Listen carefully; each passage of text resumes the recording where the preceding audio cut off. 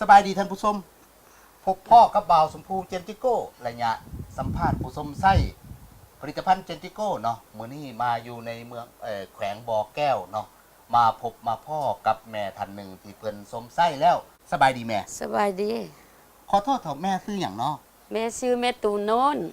ซื้อแม่โนนเนาะ แม่โนนโปรย นามสกุลอย่างแม่ นามสกุลคัตติยาวงศ์ นามสกุลขัตติยวงศ์แม่ โด ตู้ ย โนนขัตติยวงศ์เนาะแม่เนาะ โดย อายุจักปีแล้วแม่ อายุแม่63แล้ว แต่เพิ่นยังเบิ่งเนาะเบิ่งสดใสเบิ่ง เออ เพิ่นยังอายุ50ปลายๆนี่ท่านผู้ชมเนาะ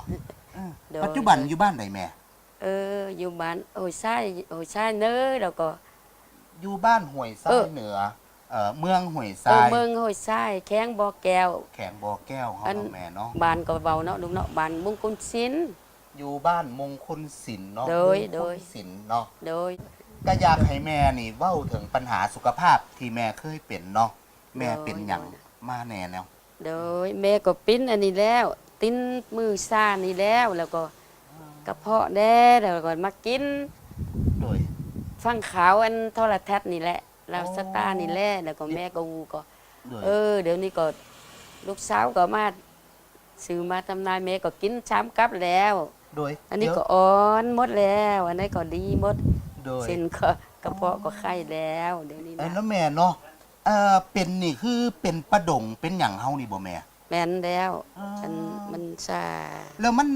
มือเฮานี่มันเป็นแนวใดแม่มันไข้ขึ้นมัน ไข้กลมไข้มันโปดนี่ โอ้มันเป็น โปด เป็น เลย เป็น โดย ขอดอยู่ว่าง่ายๆซะเนาะแม่เนาะ โดย แต่ก่อนนี่ขอดมันแข็งบ่แม่เดี๋ยว แข็ นี้ งโอ้เดี๋ยวนี้ในอ่อนเนาะอ่อนหมด โอ้ แล้ว เดี๋ยวนี้นี่อ่อน สุขภาพเป็นเรื่องที่จำเป็น เจนติโก้จึงสำคัญ เพราะเจนติโก้เป็นอาหารเสริมนวัตกรรมใหม่จากยุโรป